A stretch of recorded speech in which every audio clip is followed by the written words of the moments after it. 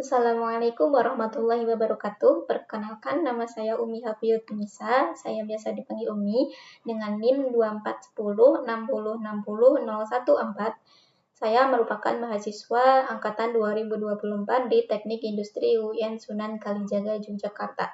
Di sini saya akan menjelaskan tentang penggunaan Visual Studio Code pada penugasan mingguan saya yang bertemakan sistem pemesanan transportasi publik. Nah, karena di sini saya sudah memasukkan codingan yang saya gunakan pada tugas ini, jadi di sini saya membuka sistem pemesanan ini dengan kata-kata selamat datang. Jadi nanti setelah di run, yang pertama muncul itu adalah kata selamat datang di sistem pemesanan tiket kereta api.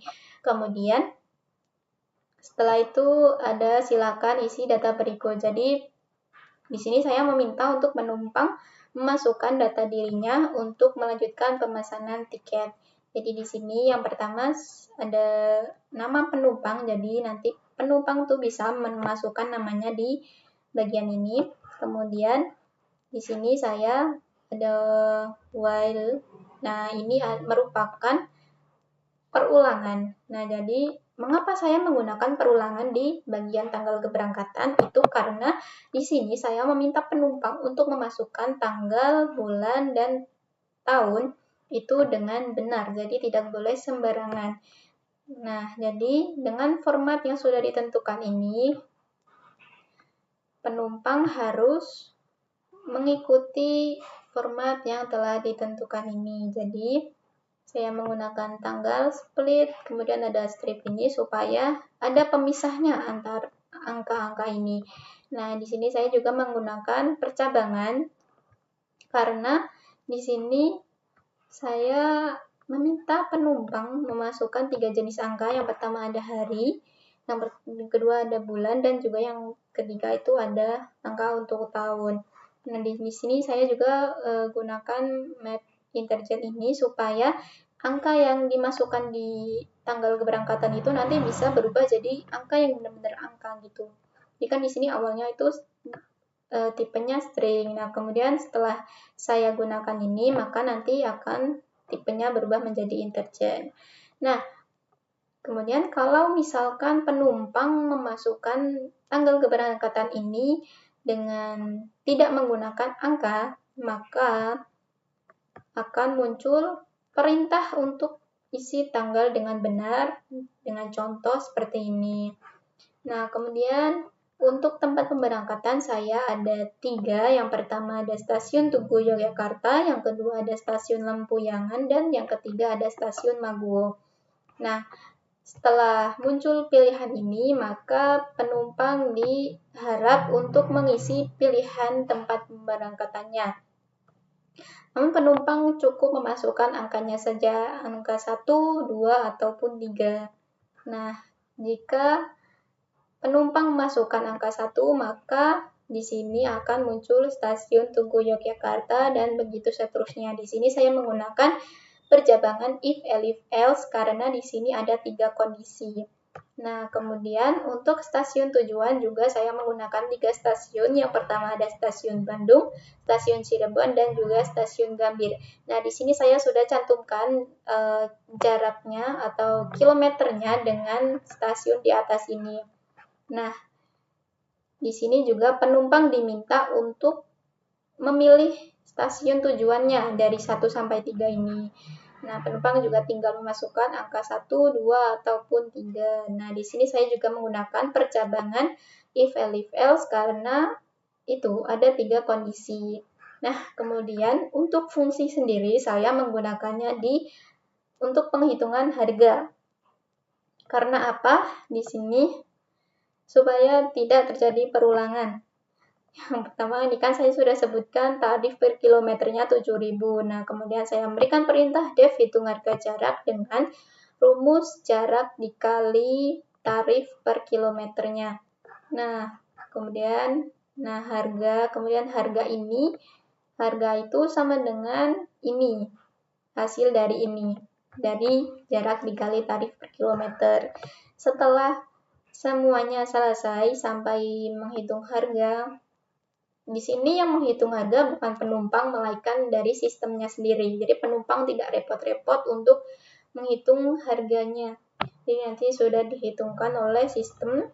Kemudian setelah berhasil dipesan, maka akan muncul tulisan seperti ini dan juga ada rincian pemesanan tiket. Nah, rincian ini saya isi dengan nama penumpang, stasiun asal, stasiun tujuan, harga tiket, dan juga tanggal berangkat, serta ucapan supaya penumpang hati-hati di jalan. Nah, kemudian di sini ada perintah untuk membuat file txt juga. Nah, jadi di sini untuk isi dari file txt-nya itu saya menggunakannya dengan nama filenya itu struk tiket kereta. Nah, di sini isinya sama aja dengan yang di atas ini. Ada nama penumpang, stasiun asal, stasiun tujuan, harga tiket, serta tanggal berangkat. Ini di file txt ini menurut saya itu fungsinya untuk penyimpanan ke depannya gitu. Jadi nggak akan hilang di sini. Nah, kemudian saya langsung coba aja untuk run. Nah, bagian yang pertama muncul adalah selamat datang sistem pemesanan tiket kereta api. Nah, seperti yang saya katakan tadi, ini sesuai dengan urutan. Jadi, yang pertama ada ini, si selamat datang, terus yang kedua ada tiket kereta api, terus di baris ketiga ada silakan isi data berikut. Kemudian, untuk masukkan nama penumpang, saya masukkan nama saya sendiri.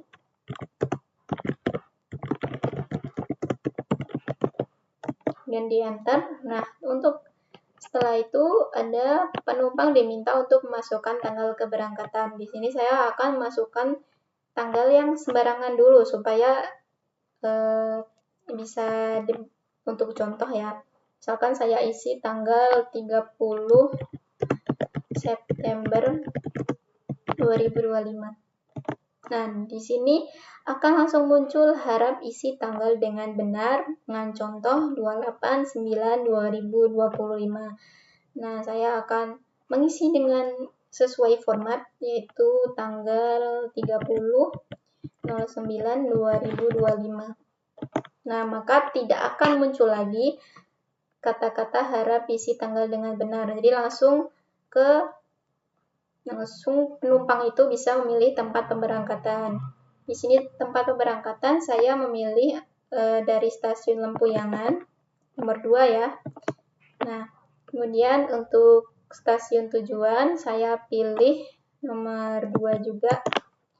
Nah, jadi langsung muncul seperti ini kalau sudah.